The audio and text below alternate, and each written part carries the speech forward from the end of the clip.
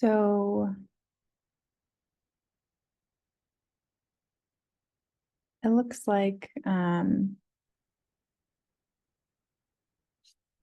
options have changed a little bit from a year ago. It used to have kind of an advanced feature where you could do a portion of your screen. Do you know? Oh, here, it's just hiding in a new location. Okay, perfect.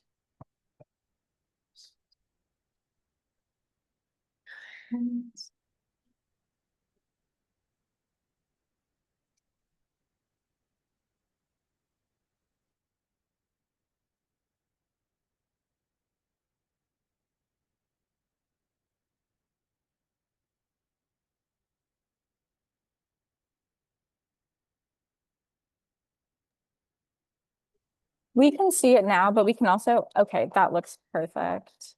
Yeah, sorry, I'm just adjusting everything, getting comments up. It'll be one more moment.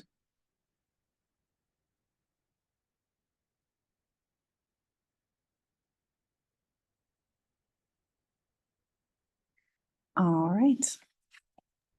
Okay, well, I'll just start by giving a quick intro to any new members while some more people join us as well. If this is your first time with us at GOWME, we do a wilderness medicine education series every year. Our goal is to create an educational platform for interested students and healthcare professionals to explore and interact with wilderness and emergency medicine. And we'd like to showcase the diverse spheres in which physicians and healthcare professionals can make an impact and inspire others to think abstractly about the ways in which we utilize our careers in healthcare and medicine. And today I'd like to thank Dr. Eagle for speaking with us. She recently finished her wilderness medicine fellowship at UC San Diego after completing her emergency medicine residency at Stanford. Her favorite wilderness topics include poisonous plants and other natural toxins. She currently works at UCSD helping with the wilderness medicine curriculum as well as Kaiser San Diego. So thank you, Dr. Eagle, for joining us, and we can go ahead and get started. If anyone has questions, feel free to send them in the chat during the meeting and I'll keep track. Absolutely. It's a pleasure to be here with you guys. Thank you for having me. I actually just finished giving some lectures to our current wilderness medicine elective here at UCSD this morning. And that is an elective that is open for other kind of senior medical students at other medical schools. So if there's anybody that's kind of earlier in medical school here looking for interesting electives, we always have people here that kind of come for this wilderness medicine elective, and it happens twice a year. So if you think this is something you might want to do, please feel free to reach out to myself or to the program director here who actually runs it, who's Christiane Coffey. And I'll just go ahead and jump in. I just really love the ocean. I grew up on the beach in the ocean kind of my whole life, and I love toxicology, but also just anything in the water. So we're going to do a really broad overview today of different hazardous marine life. There's so much to be said about this topic, and we'll just try to keep it into digestible little pieces and some highlights of each. So the three topics that we'll really talk about in terms of hazardous marine life are trauma, stinging, and sea snakes. And within stinging, we'll talk a little bit about the vertebrates and the invertebrates. But I think this is a nice way to break it up because there's a lot of creatures in each category, but you can kind of treat a lot of them the same. So starting in right away on the kind of like big things that'll be true for all of them. We're always in emergency medicine, wilderness medicine, going to be doing kind of our basic first aid principles regardless, and that'll be true for any category. We do our circulation, airway, breathing, and we do that a little bit differently in like wilderness medicine. We follow a March algorithm, which starts with massive hemorrhage. If you're unfamiliar with it, we won't get into it too much today, but just so it's on your radar. Things in wilderness and specifically hazardous marine life that come up a lot is anaphylaxis. which can be fatal quickly. So we think about it early. Some of these will have specific antitoxins or detoxifiants. And then for all of it, you're always just considering local wound care, whether you need tetanus and antibiotics, taking care of your patient's pain, and then any other kind of symptoms that you can help alleviate, like allergic responses. So diving in with trauma first, I think that most people, when they think of a big, hazardous marine life and trauma, a lot of people think about sharks. And that's true, but other creatures that you can think about are going to be barracuda and eels and even sea lions and seals. And these actually come up even in San Diego where I live, and we'll talk about that a little bit too. So remember that anything with teeth can bite, and it's not just these guys, but they are kind of the big, beautiful creatures that we think about. So we'll talk about them first. There's a lot of different species of sharks, but only about 13 of them tend to have caused problems with humans. Part of that's because sharks can be really small or really big. Just this week, I was actually here in San Diego enjoying petting some smaller sharks in places you can do that. And we have like leopard sharks we swim with and lots of friendly sharks. But out of the big mean sharks, the most kind of predatory are the ones that cause the biggest problems. On the top here, we have the white shark. Bottom left is number 2. That's going to be the tiger shark. And number 3 is bottom right, the bull shark. After that, we have the requiem, the lemons, the blues, the white tips, and black tips and sand tigers are the other most common sharks that can cause injuries to humans. Take a moment and just think about which continent you think has the greatest number of shark attacks. I would welcome putting some answers in the chat or if you want to talk, but if not, just think to yourself for a moment.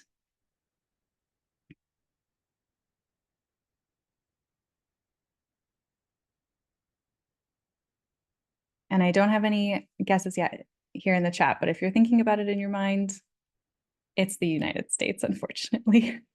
So this is a very wide range of dates from 1580 to 2023. This is our data of the highest number of unprovoked shark attacks worldwide. And I think unprovoked is important here, but it tends to be the USA and then Australia. And here's kind of another way of looking at that. This highlights 1 year, and the 2023 year, we had kind of the total attacks were 69 and the total deaths were 10. But worldwide, so if you think about it, that's not a huge number of people compared to some other things in the world that can cause injuries and death.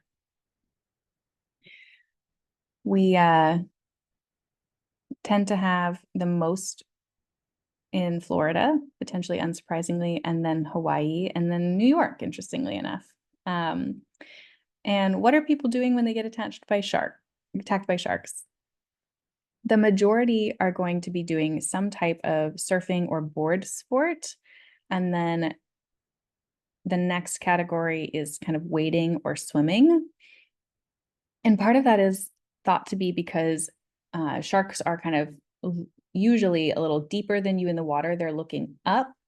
And especially from far away, if you're in a deep water, when you look up at the surface, if you see kind of a board and then somebody paddling on it, and maybe their feet are hanging off or not, but you have the 2 arms paddling, that can sometimes look like what their like natural prey is, which is like seals or sea lions or something.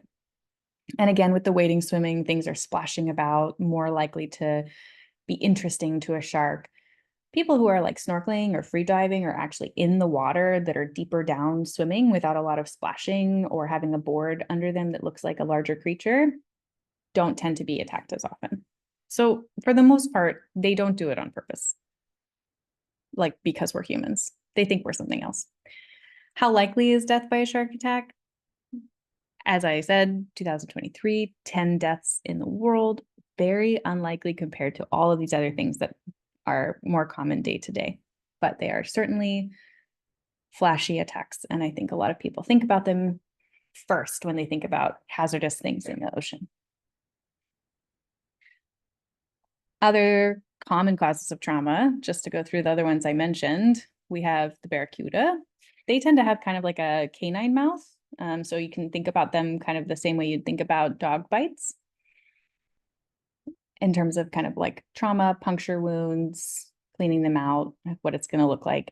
They attack because they're attracted to shiny objects in motion, which tends to be other fish. But if you had like a watch on underwater or something, they might be attracted to you. Eels are typically only attacked when provoked, but they do have fangs. And so they're also going to be kind of a puncture wound animal. I think all of these marine puncture wound traumatic injuries have pretty good risk of infection, but eels in particular have a higher rate of infections. Sea lions, which I mentioned, may be a little bit more surprising, but they're usually pretty nice. And then occasionally, if they feel threatened or during breeding season, they can get more aggressive. And so Del Mar is a local place here in San Diego. And this is kind of just a local news article from not that long ago when a sea lion bit a teenager and they thought that actually one of our toxic algal blooms was making it more aggressive, interestingly enough. And last but not least on my list, interestingly enough, sea lions, which I feel like are seals, but I have a case series here that were kind of about sea lions and seals. The top one, just about sea lions, 2017 to 2018, there were 4 sea lion bites in this review, and one was bad enough to require a field tourniquet.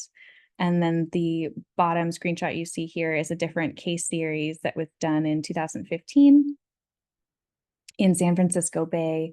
There was 1 sea lion, 7 harbor seals. So that's what's pictured here. And then 3 unidentified, but thought to be kind of within this family attacks that needed medical attention. So as far as taking care of these, like we talked about, first things first is going to be controlling the bleeding, taking care of the wound, and whether that's with a tourniquet, if for a massive wound, or more of just applying pressure, maybe having something like quick clot or combat gauze, something that could stop the bleeding. And then to more minor, just taking care of the wound itself. You'll hear this a lot in wilderness medicine, but really first thing is always going to be scene safety. So if for some reason there's something attacking somebody, the right thing to do is never immediately get involved and put yourself at risk as well, because then you could have 2 patients. So technically the first thing is scene safety. You want to make sure it's safe for you to get involved and take care of somebody. But after that, first thing first is going to be bleeding. These wounds, as you saw in most of the slides, do have a high risk of infection. They're from other animals. They're in ocean water. And so we don't recommend necessarily like suturing the wound closed. If you need to close it, we say close loosely to reduce the risk of infection. And a lot of times we'll start prophylactic antibiotics on kind of just animal bite wounds. And what antibiotics are we using? There are a lot of bacteria, both in the ocean and then in animal mouths. But we typically want to cover for these 3 down here in the bottom right: staph, strep, and Vibrio. And Vibrio in particular tends to only survive or thrive in warmer waters. But when we think about ocean wounds, we still tend to think about Vibrio and make sure we're covering for it.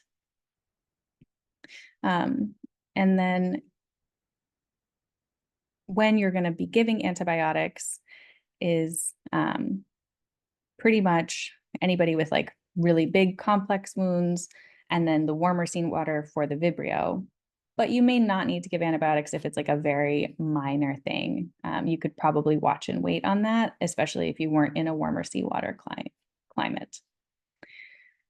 The antibiotics that people use vary, but we just want to have that coverage. Some people do Cipro, plus or minus Keflex for kind of your more classic cellulitis, but Cipro is always a good option. Bactrim's a good option. Doxycycline's a good option. We are not concerned about rabies in any of these marine animals, but you do want to update their tetanus. And that's kind of going to be the main thing about these traumatic wounds, these animals that are attacking you. It's kind of like if you've got any other animal bite, it just tends to be in the ocean. And so we think about covering a little bit differently with antibiotics and making sure we consider the marine infections. Moving right along into our stinging category, we will start off with our invertebrates, and there are a lot. We'll go Cnidaria, which is kind of a lot of the jellyfish are in that, corals, sponges, echinoderms, mollusks, and annelid worms. Starting off with Cnidaria being the ones that people are often the most kind of familiar with.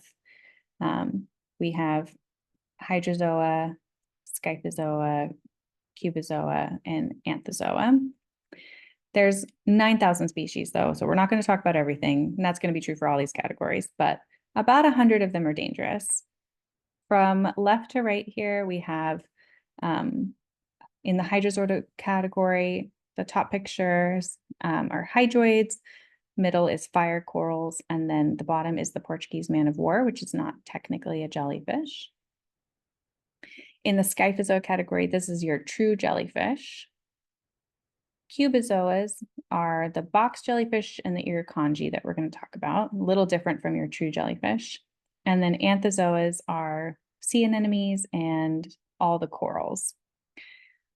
All of these stinging things tend to have venoms, and they cause pain, histamine release, tissue damage, maybe a little vasoconstriction, and they're kind of going to be a little bit of variation in presentation, but we're going to treat a lot of them the same.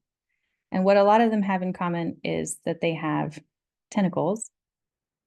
And there's a lot of proposed treatments for, how we take care of those tentacles that have those venoms on them that stung us. But one of the best things you can do is prophylax against it. Like this person here has really good coverage of their arms, but not of their legs. And so if this person gets stung, it's going to be on the legs. So all of these tentacles that are stinging, for the most part, if you have even just a very thin amount of coverage when you're diving, you won't be affected by them. And so that's kind of your best prophylactic mechanism, is just covering yourself up when you're swimming. But if you do end up with a tentacle on yourself, which I did earlier this year, unfortunately, ran into a big swarm of jellyfish, there are a lot of proposed treatments. Things that are not so good are baking soda, shaving cream, urine. We don't pee on jellyfish stings. It's not helpful. What you do want to do is put some acetic acid on the still on the tentacles, if they're on there, on your body where there's a sting, as soon as possible. And the acetic acid, which is just vinegar, will kind of stop the nematocysts, anything that still has venom in it but hasn't kind of gone off yet. It will stop the venom from being venomous, basically. And so it's better to do that first, because all tentacles and most like venomous stinging things have tiny little nematocysts that are pressure sensitive. So any type of movement of them will set off more venom being released. And so the first thing, if you can do it quickly, is putting vinegar on it to stop the venom and completely inactivate it. And then you can more safely remove the tentacles without risking more venom coming out. Unfortunately, when this happened to me earlier this year, I was kind of in deep water. I had a 5-year-old child that I was trying to keep out of the jellyfish. And by the time I found somebody with acetic acid, it was much later, and I had already removed the tentacles as carefully as I could. But I would recommend keeping vinegar, acetic acid close by if you're anywhere that's going to have stinging tentacles. Once you inactivate it with the vinegar, then you can remove the tentacles, and you still want to do this super carefully, keeping in mind that any pressure might set it off. So you're kind of plucking those tentacles off, maybe with your tips of your fingernails or tweezers. You don't want to scrape anywhere that has jellyfish tentacles or other stinging tentacles on it, and because even with the acetic acid, you might set off more nematocysts.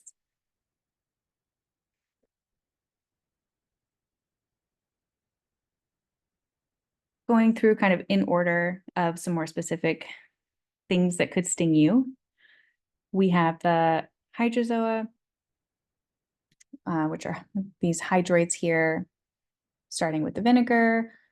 All of these are going to be, like we said, stinging, very histaminic reactions. All of this is going to be similar, but we're doing antihistamines, corticosteroids if it's bad, and pain control. This is mostly very like burning urticaria-like rash that you get. Sometimes you get kind of like a delayed zoster-form rash. You might have a little bit of lymphadenopathy. And you kind of treat to the level of histaminic response that you have. Similar to fire coral, this one's going to be like, you touched it. It immediately feels like you touched fire. You have an immediate intense burning. A lot of times you get wheals or urticaria. And it's mostly painful in the first hour and it'll go away within a day, but people also get this histaminic, like pruritic response. And this one can actually cause some like residual hyperpigmentation and things that last a little longer. If you guys are aware of Dr. Auerbach, who is kind of one of the founders of wilderness medicine, if not the father of wilderness medicine, some people call him. This is his arm. They talked about, he was talking about needing a picture of this and drew straws with a buddy and basically like dove down. He lost and dove down to touch some fire coral so that they could get a picture.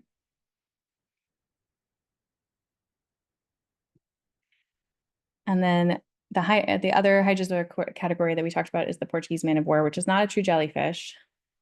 And this one, you're still going to use the vinegar, still going to have kind of that histaminic response, but this one is a little more prone to anaphylaxis. So you might need to use epinephrine on this one. And it has a little bit of a neurotoxin. So people sometimes get other symptoms. It has a mixed toxin, which has a neurotoxin component, but also people get abdominal pain, nausea, vomiting. Sometimes they get cardiac or respiratory symptoms and like other weird paresthesias and neurosymptoms. I personally, my jellyfish, I was not able to identify exactly which jellyfish it was, but I had a lot of odd kind of like paresthesias and neurologic like pain and temperature changes. I felt like for the first half of the day, my arm and my leg where I got mostly hit were like on fire, burning hot pain. And then after a few hours, it changed and completely inverted. And I felt like I had like dunked my arm in what I imagine putting your arm in like liquid nitrogen feels like the coldest pain. It's very interesting, but probably a bit of neurotoxin in that jellyfish.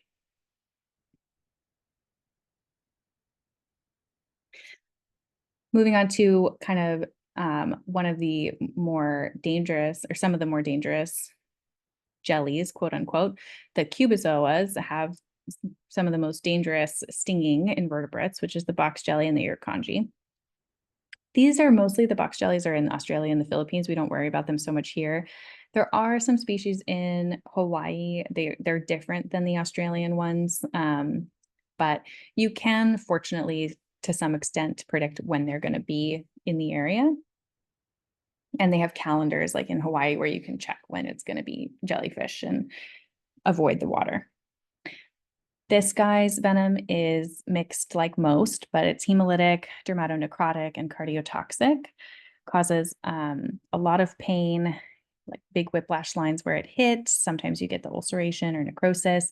But this is kind of one of the creatures in the ocean that I would be a lot more scared of than a shark if I was in an area with these. It can unfortunately act so quickly that death can occur within 1 minute. If that happens, obviously, there's not a lot you can do. If you have a little bit of a slower onset, however, this is one of the few marine creatures that we have an antivenom for.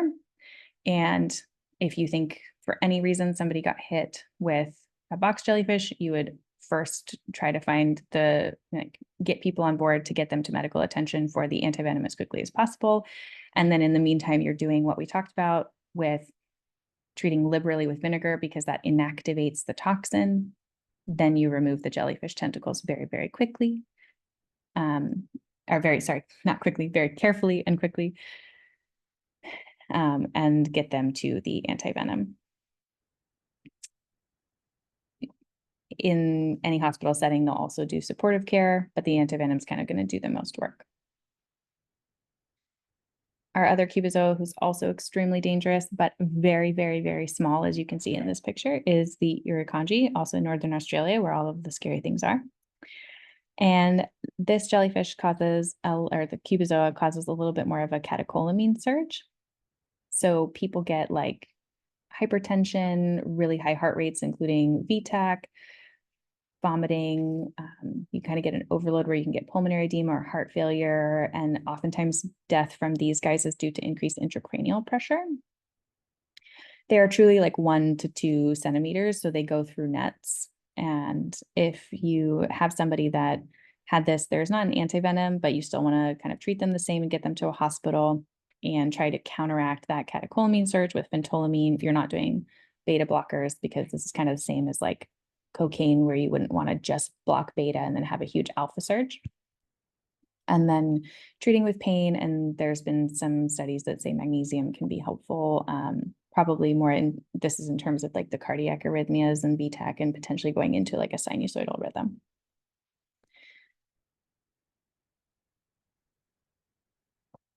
Scyphozoa, this is kind of just all our other jellyfish, treating them the same, but as you can see, they're quite varied. You have tiny, tiny little jellyfish all the way up to the lion's mane, which is the picture with the scuba diver there, the giant jellyfish.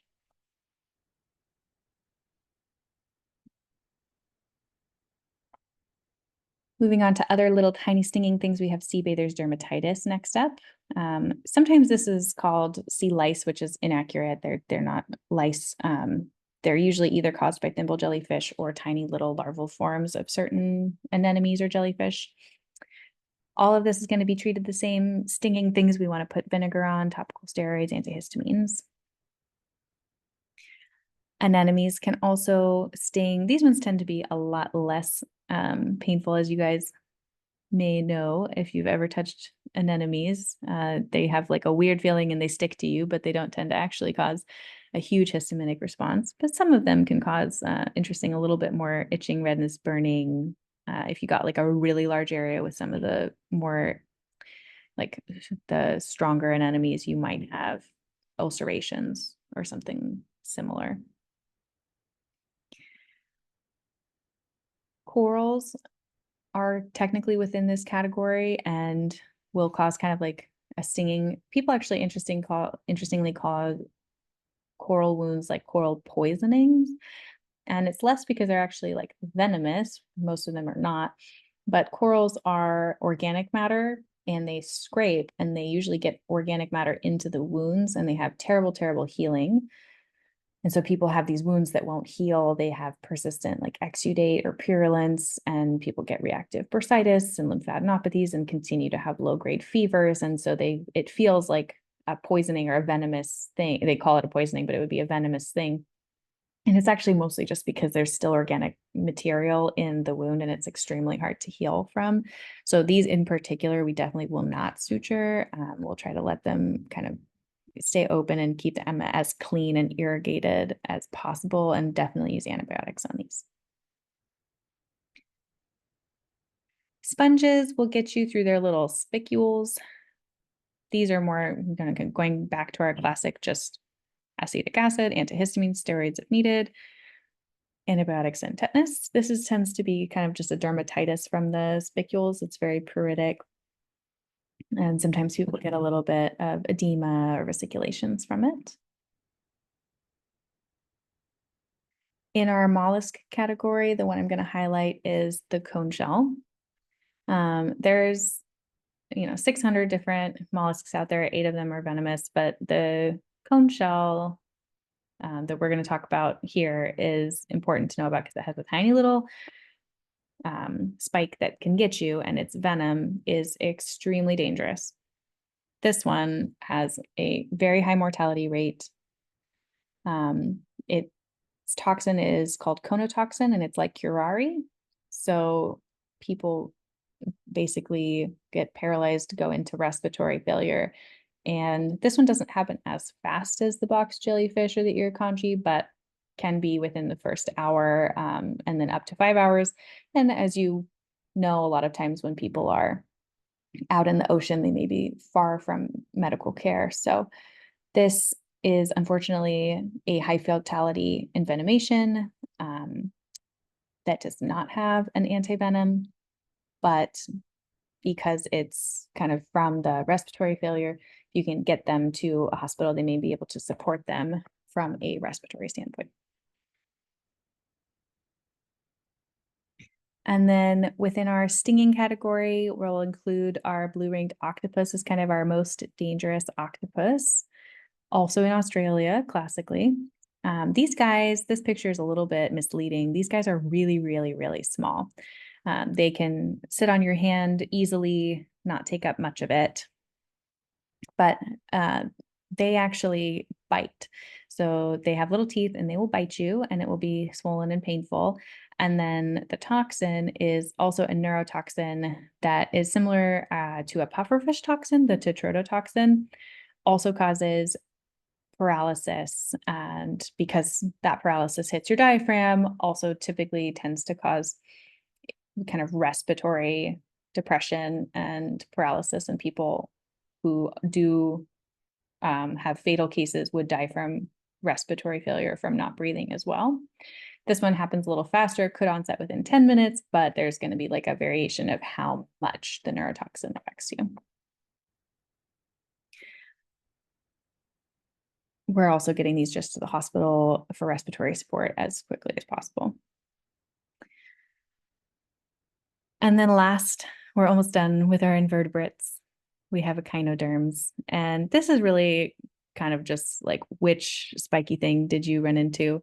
All of these have spines that are covered with usually skin with venom glands. And they cause a lot of pain. They're obviously kind of deep puncture wounds. Most of these will rarely be anything systemic. These are more like local spine, difficult wounds. Some of them occasionally cause like paresthesias, little surrounding muscle spasms or nausea, but it's very rare to see something more systemic than that, like respiratory symptoms or low blood pressures. Very rare cases reported, but mostly just going to be local.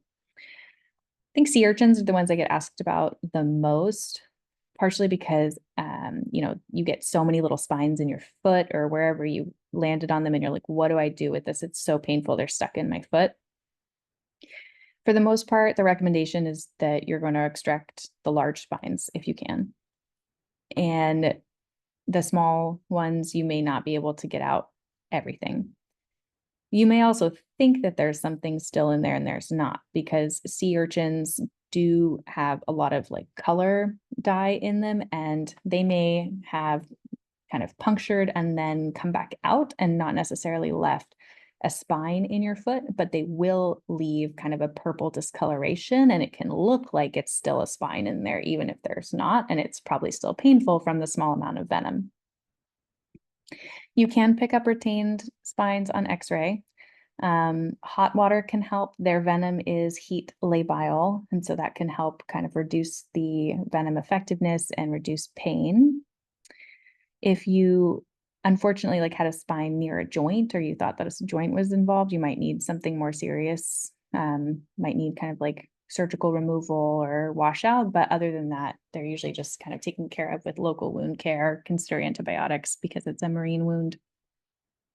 And if you pluck out every single spine you can, and you can't find any more, my next step before you give up would be actually just to use a really sticky tape and put it across the area, and try to stick it to any of the spines that might still be in there and then pull the tape off. And sometimes you can get some smaller spines out with that. And that's true for anything that's a little spiky, but sea urchins in particular, sometimes you can get one or two with that. And then before we move on to the vertebrates, we talk about hot water for these, and that is helpful both for pain and because it can denature the venom a little bit. We're about to talk about the vertebrates, and that's true for pretty much every vertebrate as well. And just going back, it can also be true for the jellyfish at the end point after you've used the vinegar, after you've taken the tentacles off. Sometimes the hot water can still help with pain relief. It's not so much inactivating the venom of the jellyfish, that's more the acetic acid. But just keep in mind that hot water for a lot of these different stinging things can still be helpful, even if it's not because the venom's heat labile. And with that, we'll get into the vertebrates, which is pretty much where you want to use hot water for everything. So our hazardous vertebrates that are stinging, mainly going to be stingrays, scorpionfish and their family, catfish, weaverfish, horn sharks, and platypus. And a lot of these are not aggressive and kind of unlikely to actually get you, but they all have little spikes or spines or things with venoms that could technically envenomate you if you stepped on it or accidentally got tangled up in one of these. The most common one, especially in my life, is stingrays, because in San Diego we have a ton of stingrays and they're not aggressive, but they like to hide in the sand, in the shallow water. And when people can't see them because they're hiding in the sand and they step on them, they have a reflex where they take their tail and they like whip it into whatever stepped on them and put their basically just sometimes just hit them with a barb. Sometimes the barb gets stuck in the like foot or skin. And so we see a ton of these because people are always stepping on stingrays on accident. And what you want to do is extract that barb and then hot water. And that's truly for all of these vertebrates, that's what you're going to want to be using. Most of these are heat labile toxins, and you do need a pretty high water temperature to actually like denature the venom, but it is heat labile. There is a gradient, so any kind of hot water will help. You don't want something that's going to burn you. And certainly if you're kind of overwhelmed by sensation in a foot that just got hit with a barb, sometimes we recommend having somebody else test the water, make sure it's, not going to be a burning hot water before you give it to the person who's like maybe having a little bit of a hard time with differentiating where the pain's coming from in the limb that you like put the hot water in. But you want it pretty much as hot as tolerable. Really helpful for all of these. You're going to denature that venom. And there's also kind of a hypothesis that the kind of pain and temperature neuropathways go along together, right? And so if you activate the temperature pathway, you may take away from the pain pathway. And that's a hypothesis that comes up a lot for these because technically the temperature at which you denature the venom is higher than most people tolerate their hot water, or really just higher than they're able to keep hot water on the beach. But if you get stung by a stingray, if you've been stung or you have somebody who's been stung, you know that the second that you put your foot in hot water, you immediately have less pain. And so there's kind of this hypothesis that it's twofold, both from the venom, like heat lability, and also the distraction of that neuro pathway. Otherwise, these are just kind of small traumatic injuries. You're going to do pain control, explore the wound to make sure there's no retained barb or no retained barb sheath if you need to, if it's deeper. Sometimes this requires imaging. A lot of times that just means X-ray. We've done some studies here at UCSD that show that it does have the highest sensitivity, and MRIs have the highest specificity. So sometimes if there's kind of an ongoing case, people will get MRIs to see if there's kind of retained sheath, because those don't show up on X-rays as well. But the barbs themselves, X-rays are good enough.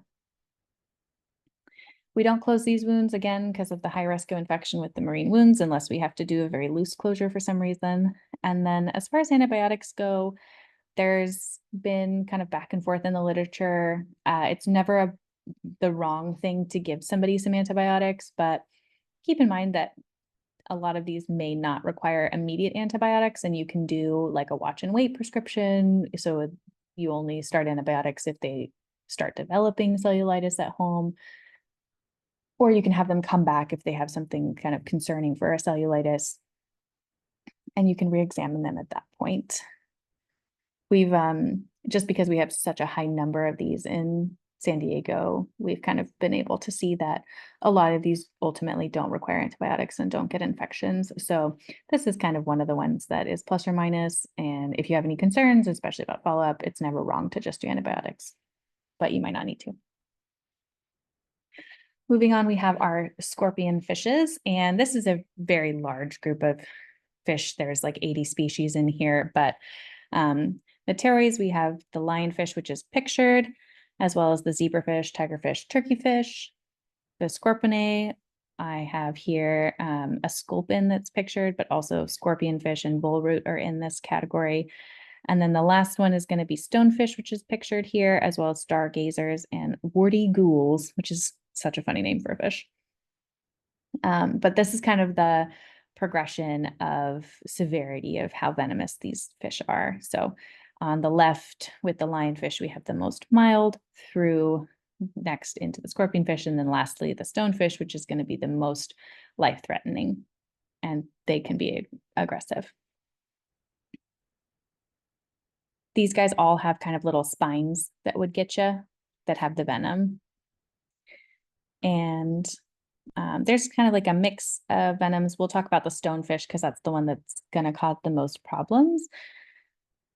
Its little tiny spines are on its along the ridge of its back. And so as you can see here, they camouflage pretty easily. And so people accidentally step on them. And that's often how this happens. Unfortunately, we do have a stonefish antivenom for that. There's none of these in the United States in the wild, but we do have some in kind of like aquariums. Like we have stonefish in our aquarium here, which means that we also have stonefish antivenom in one of our hospitals here nearby, because anywhere that these creatures are, we'll keep antivenoms nearby. That's kind of something good to keep in mind if you ever run into like a natural envenomation of any type and you are like maybe not in a zone where you would think about that. But if you're like, oh, I need antivenom, but I don't know where to get it, or I'm not in a right place for the hospitals to have it. Anywhere that has kind of like these creatures kept in like zoos or aquariums, there will always be a hospital nearby that has an antivenom because that's kind of like a requirement.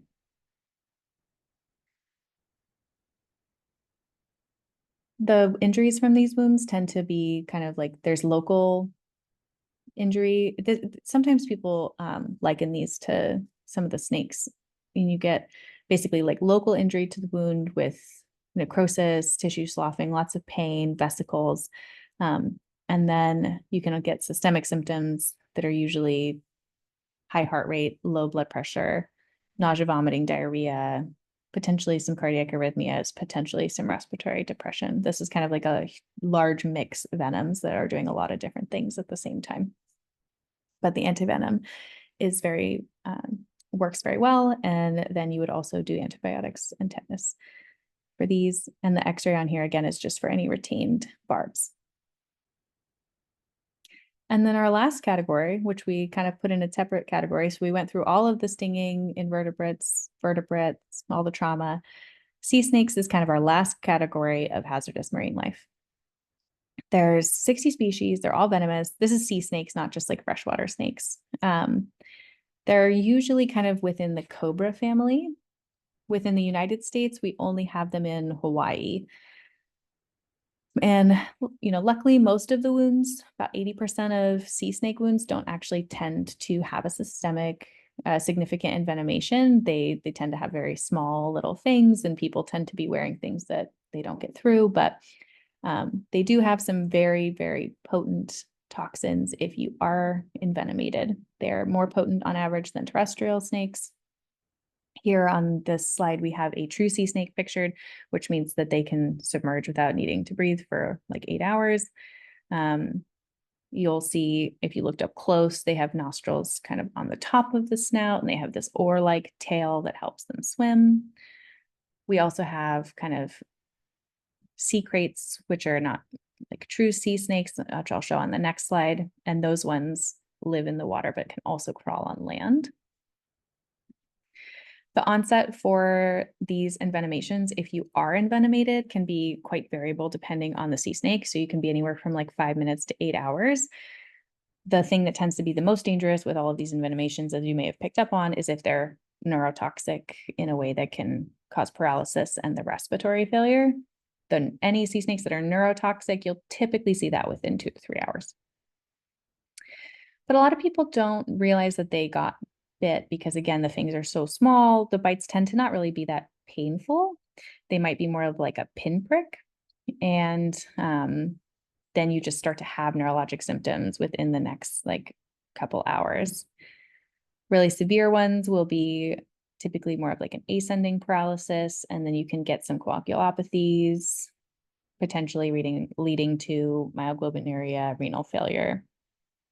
But if you have no symptoms whatsoever within 6 to 8 hours, you're probably not envenomated. It was probably a dry bite. And like I said, 80% of these are dry. If you did have kind of an envenomated wound, or you thought you did, the treatment kind of is going to be in the field. They do recommend kind of a pressure immobilization technique. This is not very common in the United States. Mostly in the United States, like the terrestrial land snakes that we have that are venomous are almost exclusively within the pit viper family. And we don't do this type of pressure immobilization for any of those. The only terrestrial land snake that terrestrial land snake that we have in the United States that you might consider this for is the coral snake, because it's also a neurotoxin. But for sea snakes, we sometimes recommend this. A pressure immobilization just means that you're wrapping the wound typically with the same amount of pressure as kind of like an ankle sprain. There is an exact number to what you're looking for, but that gives you like a general sense. And if you want to look up like a little video or pictures on how you do that, it's not overly complicated, but they do have a specific wrapping technique that they recommend. You're going to be doing a lot of kind of just supportive care for these snakes. And then there is antivenom for sea snakes, because even though 80% of them are dry bites, the mortality rate in victims that are envenomated and don't receive antivenom is like 25%. So 1 in 4 people that's, if they don't get antivenom, will die. And so they do kind of treat these pretty aggressively. If there's any chance that you were bitten by a sea snake, if you start to show signs, they will definitely want you to get antivenom for that. If you do get antivenom for your sea snake envenomation, the mortality goes down to 3%. But they are pretty dangerous. Just highlighting here, if you look at kind of the most venomous snakes by LD50 in the world, 3 of the top 10 are going to be sea snakes. This is a study by Ernst and Zug in 1996 that was done. And so just to reiterate, we talked about a lot of things today, but the marine antivenoms, the things that you need to get to a hospital and get an antivenom for, are going to be the sea snakes, the box jellyfish, and the stonefish. And those are the only hazardous marine life that we have that we can give an antivenom for. There's obviously a lot of other deadly animals that we talked about. This list is not official. This lecture is based off a lot of, what has been taught to me in my fellowship and Dr. Auerbach's wilderness medicine textbook. But I think this is Dr. Karen von Hausen's list, which I would agree with. It's mostly based off how quickly something could kill you and how likely it is to. So this is our list with box jellyfish at the top, since it can cause death in under a minute. And then irukandji, blue-ringed octopus, stonefish, cone snails, sea snakes. And I think those are all of the like deadly ones. And then we quickly get into ones that are less deadly with like stingrays and lionfish.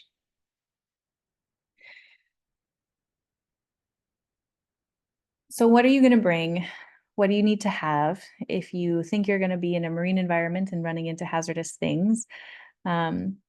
Honestly, most of this is just kind of a typical first aid kit, but some things that you might want to highlight are treatment for those like histaminic stinging responses. That's going to be your Benadryl, your cimetidine, your prednisone, steroids for worse things, and then probably an EpiPen for any anaphylactic reactions.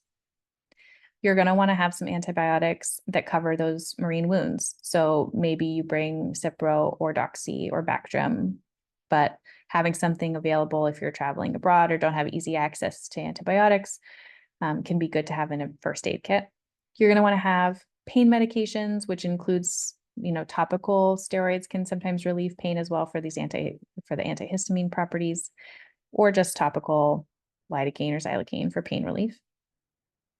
Sometimes having a topical antibiotic is nice too. You don't necessarily need to give oral antibiotics to every wound if it's minor. You're going to want to think about bringing acetic acid 5%, which is just vinegar. It's actually pretty easy to get. You don't want to fly with liquids. So a lot of people can just buy that in a general store when you get somewhere that you're going, but you want to have some vinegar available, unlike me, so that you don't have to go search for somebody with vinegar when you run into a school of jellyfish. Bring some tweezers or forceps for taking off those tentacles, tape for maybe taking out those sea urchin spines, hot water packs in case you don't have access to hot water. If you have some quick hot water packs, that might help with the heat still with some of the pain from your vertebrate envenomations. Gloves so that if you're taking care of somebody, you don't get some secondary stings. Other things just for closing wounds, and then definitely like a tourniquet for those larger, more traumatic wounds in case you needed to control a very large bleed. That's going to be life-saving. And that's kind of it, folks. In summary, we went through a ton of different creatures, but there's really just these three big categories. And if you remember that for trauma, you're controlling your bleeding, antibiotics, and tetanus. For stings, you're going in with that vinegar, being careful about taking off tentacles, hot water, helpful for jellyfish, but also for all those vertebrates. That's going to deactivate those venoms, acetic acid and hot water. Controlling your histaminic response, having something for anaphylaxis. And then for just the puncture wounds, hot water, antibiotics, and checking to see if there's a retained foreign body. This is kind of your summary. This is your big points. This is what you need to be thinking about. And even though there's so many different things that could potentially get you, these are kind of going to be your categories of caring for somebody. And with that, I will wrap up. And if anybody has any questions, I'm happy to answer them. Thank you so much for coming today.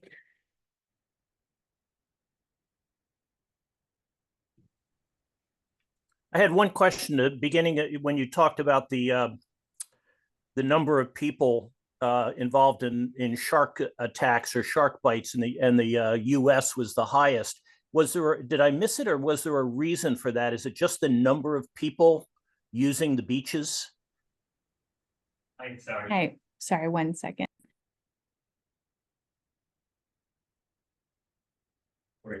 Sorry, somebody just came in that behind me that I was answering.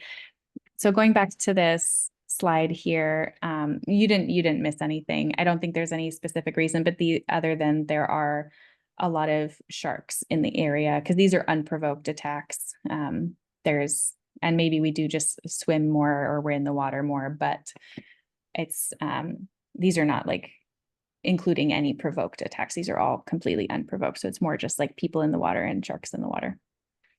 Thank you. Absolutely. I have a question in the chat, tips for carefully taking off tentacles. I would say just keep in mind that any pressure is going to set off nematocysts. Ideally, you will have covered it in vinegar and they'll be inactive, but that's probably not going to work for all of them. So the recommendation is to use tweezers or just like the least amount of, like your fingers possible. So like tips of fingernails. And obviously if you're going to be touching a tentacle to take it off because you don't have tweezers or something, if you can cover that hand with like gloves or something so that you don't then get some of that venom on your hand. I truly was not as prepared as I could have been in this situation, but was also just a little bit encumbered by my focus was the 5-year-old with me. So what I ended up doing was just using the very tips of my fingernails to touch one little piece of the tentacle and pull it off as like lightly as I could to minimize any kind of pressure activation. And I did have I had my first aid kit with me and I did all the antihistamine things. I just didn't have, I hadn't gone to buy vinegar because I was at a beach that in my previous years of going there had never had jellyfish. So just a little bit of bad luck.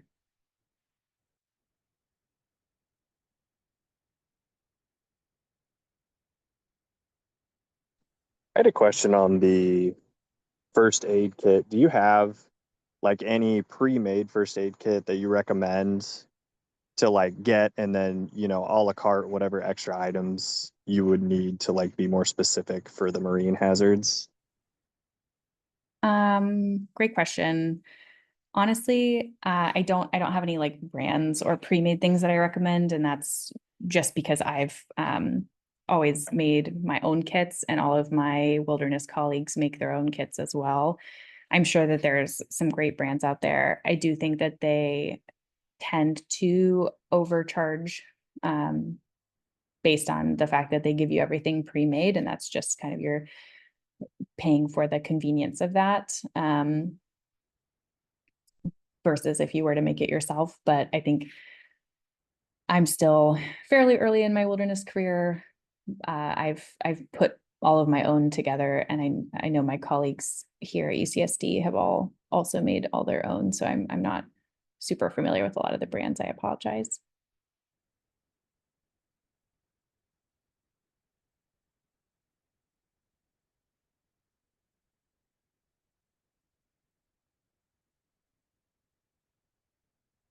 I will say that depending on how large you want your like first aid kit to be, you can buy the like bags or things that are made like meant to be first aid kits, and those are usually bright red, which can be helpful so that other people can identify it. But I've had a lot of success with buying things that are meant to hold a lot of like technology, like chargers and things, because they have all these tiny little pockets, and they have the right like bands that clip things in, and they have like the one that I have has tiny little places for memory cards, and I use those for my tiny little things that go in it. They just they tend to have the right amount of like space and lots of different places you can put things. So my first aid kit that I carry when I like go away from an easy hospital for a few days is actually technically like something that I bought that was meant for carrying a lot of technology stuff in.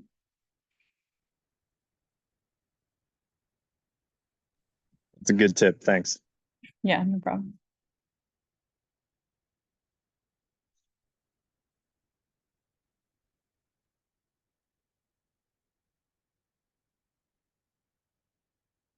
All right, well, thank you so much, everybody.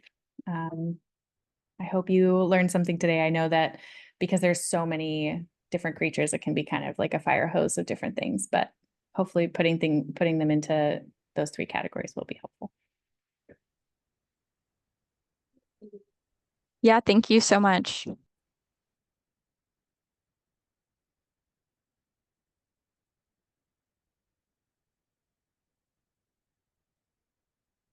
right, shall I go ahead and stop sharing my screen?